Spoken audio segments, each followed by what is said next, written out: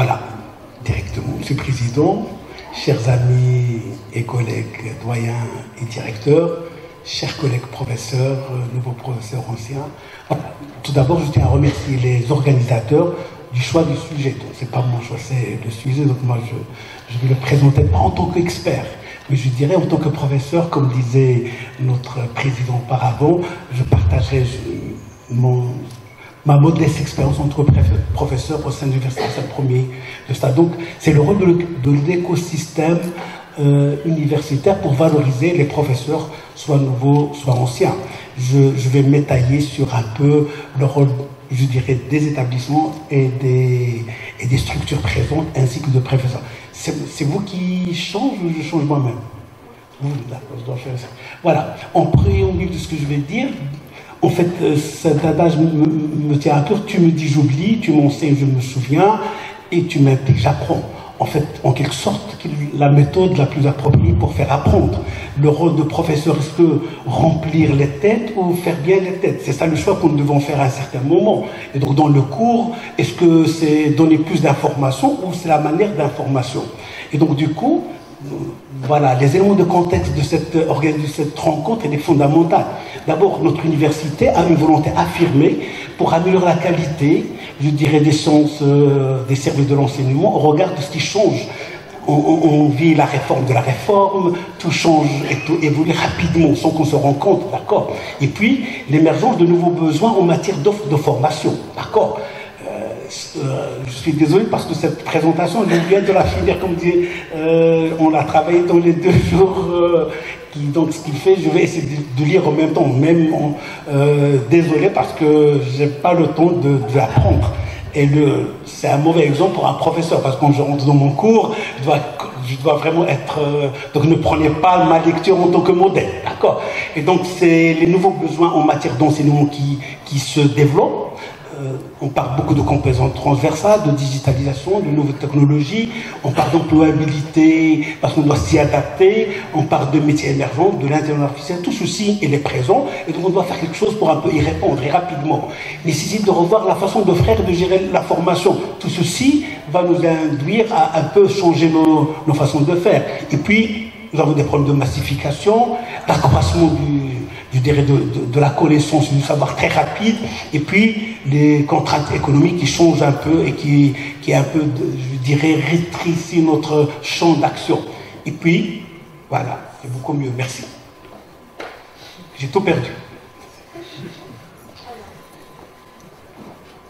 Les alliés de la technologie, c'est un exemple. On y reviendra, et l'exemple il est présent ici. Ça va, c'est bon?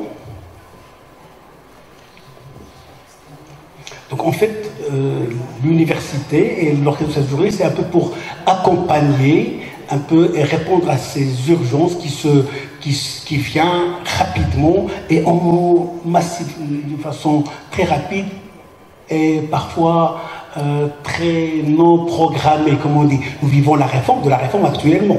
On a déjà établi un certain nombre de règles qu'on est en train de les revoir parce qu'on s'est dit, tiens, elles ne sont pas totalement correctement. D'accord? Encore le voilà.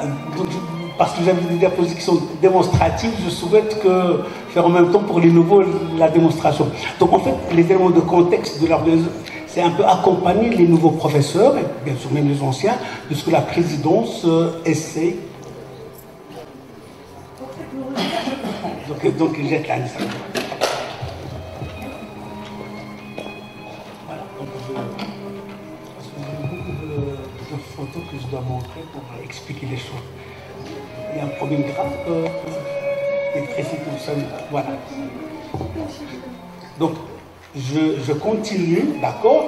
Donc, les problèmes que nous rencontrons actuellement, c'est cette évolution de savoir rapide, d'accord? Les exigences en fait dues à la massification, et puis nous avons l'évolution de l'enseignement et des structures de soutien aux enseignants. Ce sont des choses qu'auparavant on ne connaissait pas. Le prof était le maître, il compte sur lui, ses façons de faire pour mettre son cours. Maintenant, il y a beaucoup de structures qui aident et qui supportent et qui accompagnent l'enseignant dans la mise en place de son cours. Les atouts de cette rencontre, c'est d'abord répondre à l'évolution de la culture de ces nouvelles technologies, qui se développe soit au niveau localement, nationalement et internationalement. Puis, c'est le développement de leadership et des compétences nécessaires pour accompagner ce changement qui s'opère de façon continue. Et puis, les atouts de cette journée, c'est la promotion d'un environnement capable de soutenir la pratique d'enseignement, d'un enseignement moderne et innovant. Et puis, dernier point des atouts de cette rencontre, c'est le positionnement de la profession d'enseignant à la fine pointe de sa contribution à l'évolution du système éducatif national. Les objectifs de cette rencontre, j'en citerai 3. Créer un espace éducatif inclusif et valorisant, d'accord? Mettre en place un travail participatif et collaboratif, et enfin, créer une dynamique collective de groupe. Et M. le Président l'a déjà dit, c'est un peu créer les échanges entre toutes parties prenantes pour le développement de l'enseignement, soit de mon cours, soit un peu de la filière, de la formation, et ainsi de suite. D'accord? J'aurais aimé vous montrer des schémas pour un peu simplifier. Je continue. Et bien voilà, donc un élément fondamental, c'est quoi l'enseignement? D'accord? L'enseignement est un processus destiné à l'apprentissage en induisant un changement de comportement chez l'étudiant. Ça veut dire que je donne un cours qui doit un peu se répercuter sur le comportement de mon client, qui est l'étudiant. L'enseignement, c'est quoi? C'est un art, un message avec un impact sur le public. C'est pas simplement donner l'information, mais en fait, c'est la façon, c'est plus que parler ou communiquer, mais il s'agit d'un art. La pédagogie, c'est quoi? C'est l'art. Ou bien c'est la profession d'enseignement. Donc la pédagogie, c'est... Donc on verra qu'il y a beaucoup de modèles, mais en fait, la pédagogie en elle-même, c'est cette façon que l'enseignant va pouvoir donner son cours et faire passer l'information à ses étudiants. Être enseignant, c'est quoi? D'accord? Parce que j'ai des images qui un peu, en fait, retracent. M. le Président, avant, c'était la craie, on parlait de... Il y a la seule ressource de l'information, c'est le professeur, d'accord? Avec...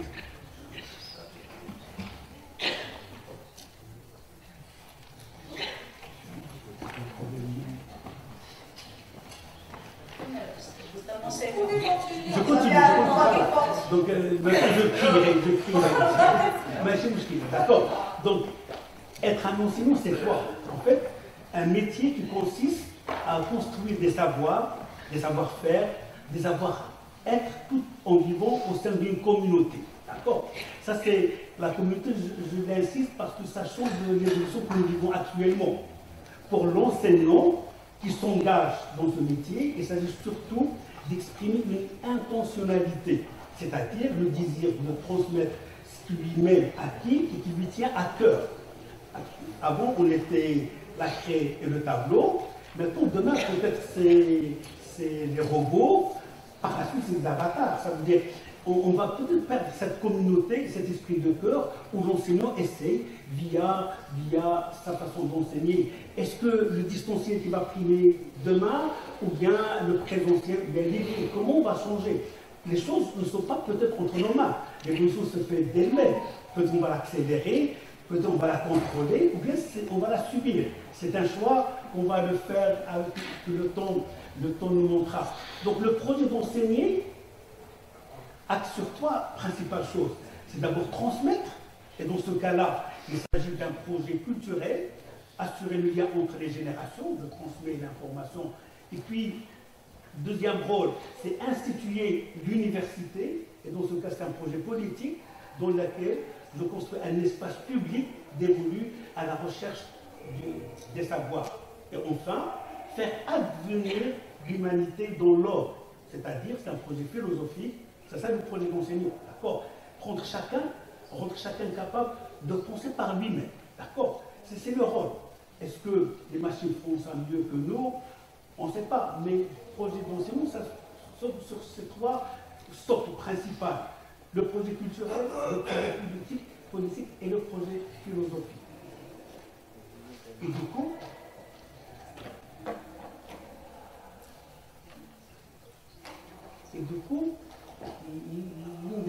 majeur de cette journée, en fin de compte, c'est le développement du portfolio de l'enseignant. Ça veut dire, notre rencontre aujourd'hui tient à fournir à chacun l'encadrement et l'accompagnement de sa démarche professionnelle. Parce que nous sommes différents, et donc chacun va voir comment il doit se comporter dans ce cours. Et le rôle de cette rencontre, c'est un peu l'accompagner dans sa démarche de sa profession. Soutenir la pratique réflexive par l'analyse de son action professionnelle et individuelle. C'est-à-dire que le professeur, il doit être mis dans un contexte soit collectif, soit individuellement, d'accord? Et donc, le rôle de ces ateliers, de ces workshops, c'est un peu le soutenir et l'accompagner. Favoriser la réussite de son développement professionnel. Comment je peux être, entre guillemets, le bon et le mauvais, il n'y a pas de bon et de mauvais, mais l'enseignant que nous souhaiterons et que je souhaiterais être, d'accord? Et puis, ça, c'est lui donner l'habilité à s'approcher des technologies de l'information et de la communication. Ça veut dire que c'est 4 points fondamentaux qui vont permettre à ce qu'on peut dire le développement professionnel de chacun de nous. Je m'adresse peut-être aux nouveaux, mais même en français, on a besoin. Du coup, cette modernisation, l'implication de tout ce qui est un peu technologie, nous, on a besoin d'apprendre. Même, peut-être, comme je disais, on a quelques années on reste...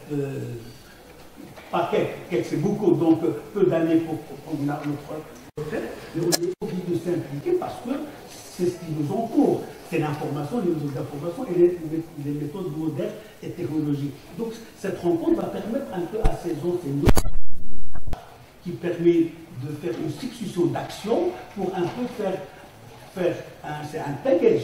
On ne peut pas voir le module en quantité unique, mais on doit voir les modules dans son ensemble. D'accord? Quand j'ai affilié les 30 000 modules, donc l'une doit être un prérequis de l'autre. Bien, nous avons des modules qui sont indépendants, c'est vrai, on les a, mais c'est pour construire l'ensemble. Et du coup, la construction, c'est un art, comme je dirais tout à l'heure, c'est un peu un montage méthodique, structuré, que l'enseignant ne doit pas enseigner ce qu'il sait, mais il doit enseigner ce qu'il lui je dirais, demandé de l'enseigner dans une logique et une construction de la filière.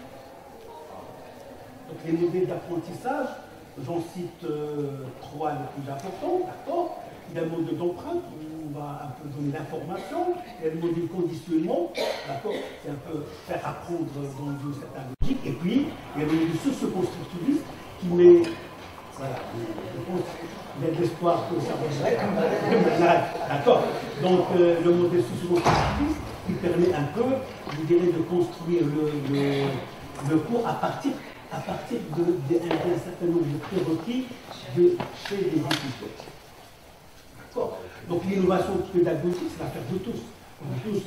D'abord l'établissement, d'accord? Le professeur, l'étudiant, les laboratoires de recherche, et c'est un bagage où la filière joue un rôle, le module, le gestionnaire, recherche et développement, tout le leadership de l'enseignant, de l'administration, qui fait en sorte que on doit tous œuvrer pour que notre rôle pédagogique soit correct. Effectivement, cette innovation pédagogique tient à 3 ingrédients principaux. On a mon expertise, l'expertise de professeur, sa capacité de pensée créative pour un peu améliorer ce qu'on est en train de présenter, et puis la motivation intrinsèque, parce qu'il faut aimer ce que nous faisons.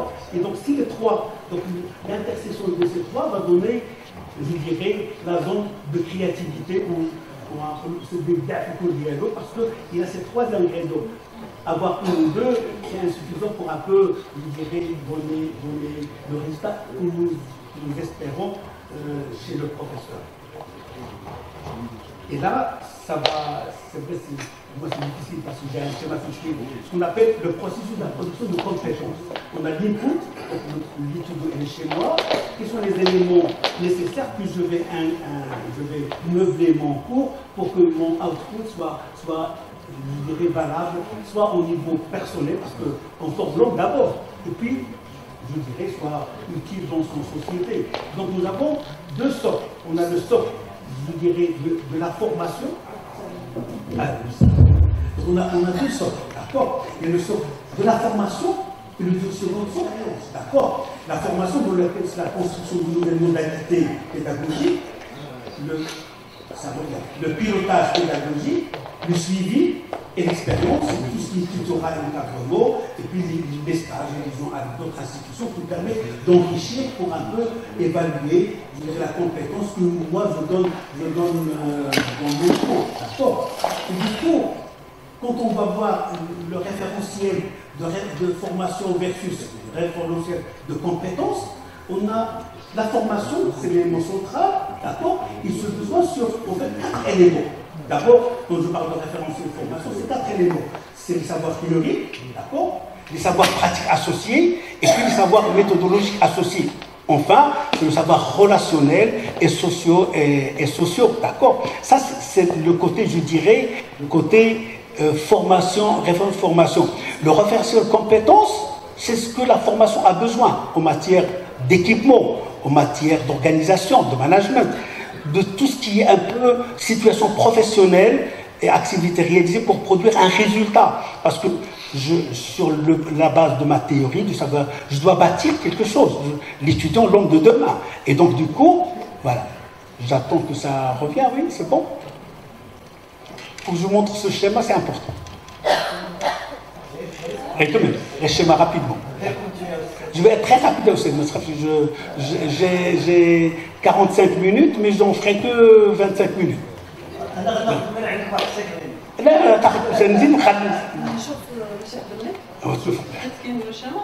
D'accord. Le schéma aide, c'est vrai, ça c'est pédagogique, aide à comprendre.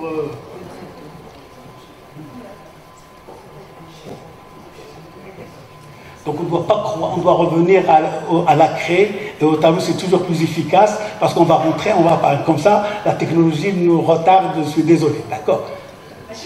Je suis là. Donc on devrait éliminer à l'ère numérique dans la... À l'ère de la lumière, pas de... C'est la lumière qui fait défaut. D'accord. Donc ici, j'ai mon... Vous, dire précédente s'il vous plaît, rapidement, si je peux, parce que ça ne travaille pas. Voilà. Non, avant, juste rapidement, voilà. Je parle de processus de production de compétences tout à l'heure. C'est donc, on a deux éléments fondamentaux, c'est le socle de l'expérience et le socle de la formation. Les deux, ils doivent être interactifs. Donc, pour que mon produit final soit, je dirais, un produit correct, les deux s'enchevêtrent, d'accord. Diapositive, s'il vous plaît, parce que ces ne fonctionnent pas, d'accord. Voilà. Encore... Donc, une autre clic, s'il vous plaît, une autre clic. Voilà, donc c'est on revient, c'est le référentiel de formation versus référentiel de compétences, où la formation se tient sur 4 socles, la théorie, la pratique, la méthodologie et, je dirais, l'humain, en quelque sorte, et puis les besoins, la mise en situation pour que notre résultat soit correct. Si on se base sur l'une et on oublie une seule ressource, des ressources sont les autres ressources, notre produit ne sera pas complet. Diapositive, s'il vous plaît. Parce que voilà. Et là, je reviens sur le mathématicien qui a beaucoup travaillé, canadien, qui a beaucoup travaillé sur le développement des compétences. Et donc, le rôle, encore une petite clique rapide pour que voir le rôle de formateur. Voilà. Non, le rôle de formateur, d'accord, il va accompagner plutôt que dans sa modalité de formation. C'est à partir des données déjà vécues qu'on connaît. Donc ça veut dire qu'il faut utiliser les éléments de compétences déjà maîtrisés pour pouvoir affronter correctement une problématique, la résoudre, ça va créer. Donc ça dépend de ceci ne fonctionne pas. Je devais donc je reviens rapidement. Donc ici, en utilisant des éléments de compétences déjà maîtrisés, d'accord, on va développer, quand on rencontre une problématique, d'autres compétences. Et c'est comme ça qu'on crée la richesse et donc l'évolution de nos compétences. C'est d'abord ce que nous connaissons, que nous allons par la suite faire évoluer. Et donc ça suppose réflexion, interaction et prise de conscience. Diapositive suivante, d'accord. Une petite clique rapide, d'accord. Et donc là, j'appelle, en fait, l'enseignant que je suis. Ça fonctionne, d'accord. Donc l'enseignant, donc c'est une sorte de SWOT que chacun de nous, on le fait toujours pour les organisations, les SWOT pour les structures, on ne le fait jamais pour soi-même. Et donc j'appelle donc chaque enseignant à se voir lui-même. Je dois m'identifier mes forces, mes faiblesses, comment ces forces et mes faiblesses m'influencent la qualité de mon enseignement, et puis quelle stratégie je dois faire pour un peu évoluer, d'accord. Quand je pense à soi, via moi-même, d'accord, eh bien, ce sont les facteurs qu'on appelle intrinsèques. Ça permet de résoudre mes défaillances. Donc, diapositive. Et là, donc, la première partie de mon SWOT, c'est moi. La deuxième partie, c'est l'environnement. Une petite clique, d'accord. C'est identifier les opportunités de mon organisation, identifier les menaces, et puis quelle stratégie pourrait pour un peu. Et pour cet environnement, diapositif, eh ben, l'État a fait donc, donc il a les facteurs intrinsèques à moi, il a mon environnement de travail.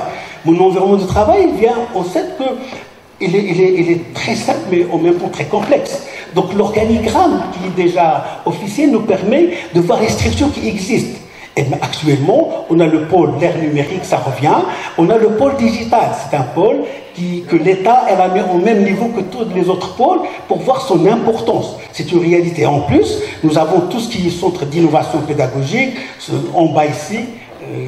Je suis désolé pour le centre d'innovation, centre de carrière et centre de langue. C'est des structures accompagnatrices des professeurs. Diapositive suivante, d'accord? Donc, cette instance de pôle digital, elle est fondamentale. Il y a une structure, il y a des fonctionnements pour répondre aux besoins, parce qu'il est imposé force de loi, pour cette ère numérique qui évolue de façon très rapide.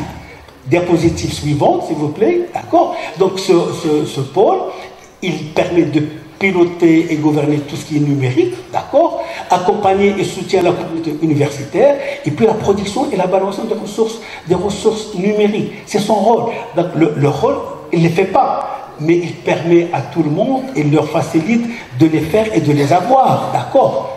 Diapositive suivante, d'accord.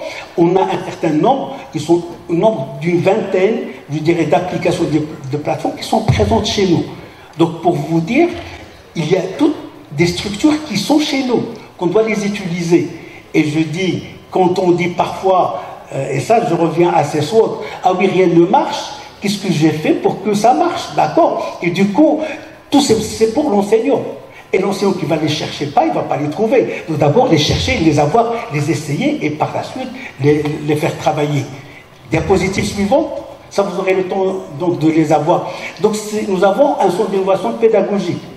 Tout à l'heure, on vous a présenté ces Blessaoui, ces Bachel. Ce sont des ressources qui aident tout enseignant dans ses besoins à augmenter. Nous avons un studio avec toutes les normes pour organiser des capsules, faire des cours. Et ça permet, pourquoi le faire? Eh bien, on se contente de la classe et c'est fini. Eh bien, l'ère numérique, c'est permettre aux professeurs d'être en contact asynchrone avec ses étudiants tout le temps, d'accord. Quand je produis une capsule sur un phénomène, eh bien ce phénomène, l'étudiant peut y revenir, tout le monde, s'il n'a pas compris en classe, il peut y revenir par la suite, d'accord. Et j'invite les professeurs à aller le visiter pour voir et l'utiliser, parce que c'est pour les enseignants. Diapositive suivant, donc nous avons une plateforme très intéressante, Moodle. Chaque établissement a la sienne. Et donc, chaque professeur dans chaque établissement peut entrer. Et ce n'est pas simplement faire déposer des PowerPoint ou déposer un PDF et c'est fait. C'est une plateforme de formation où on peut faire tout l'air numérique derrière. D'accord. Mais pour le faire, il faut que l'étudiant s'engage, travaille dessus et croire à ce type de formation. Pas totalement, en partie. Diapositive suivante. Nous avons le centre de langue qui est mis également, c'est les compétences transversales que nous avons déjà parlé et qui permet un peu et n'est pas simplement pour les langues, également pour les soft skills et pour toute action de développement personnel.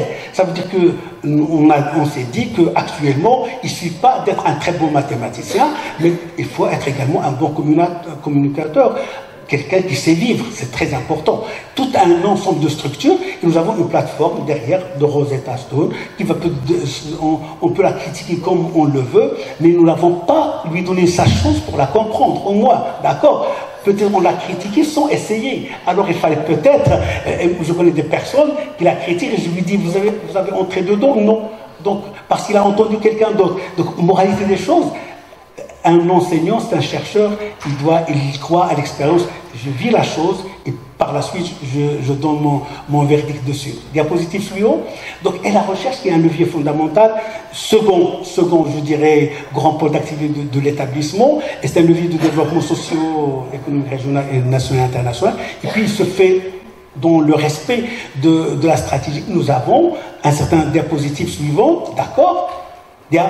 Voilà, nous avons un certain nombre de structures qui sont présentes pour l'enseignant, pour l'étudiant, pour le chercheur. C'est de l'innovation, on a des laboratoires, on a pas mal d'autres structures qui aident. Et puis nous avons des plateformes. On a la plateforme, je dirais, pour les études doctorales, les enseignants, ça travaille. Donc, pourquoi ça travaille? Parce que pour que j'encadre, je dois entrer dedans. Et donc, parfois on entre parce qu'on est obligé. Mais alors, quand on entre dans le choix, on est beaucoup plus productif. Et nous avons l'application de recherche scientifique. Ces applications, on peut suivre la recherche au niveau de notre université, mais ce qui la meuble, c'est l'enseignant, c'est le chercheur qui doit être dedans, parce qu'un ordinateur, si je ne l'allume pas, il ne va pas s'allumer tout seul. Et du coup, toutes ces plateformes que nous avons, ils ne peuvent fonctionner qu'avec vous et grâce à vous.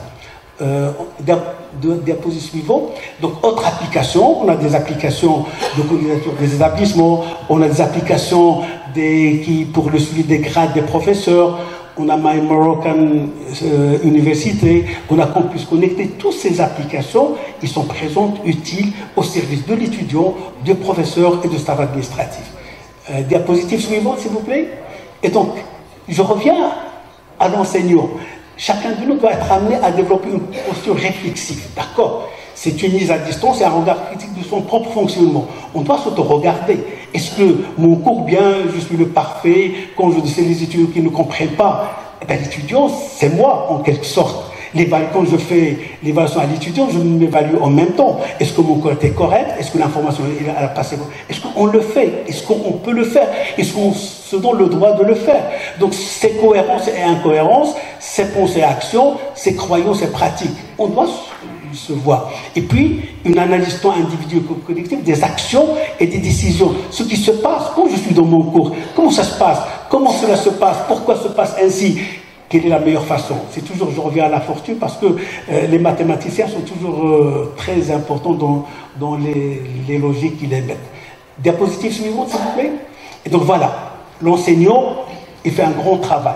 Certes, nous regardons que la partie visible, mais ce qui n'est pas visible est le plus important. C'est le socle, c'est la base. Si on se contente de ce visible, on ne sera jamais efficace. Diapositive suivante.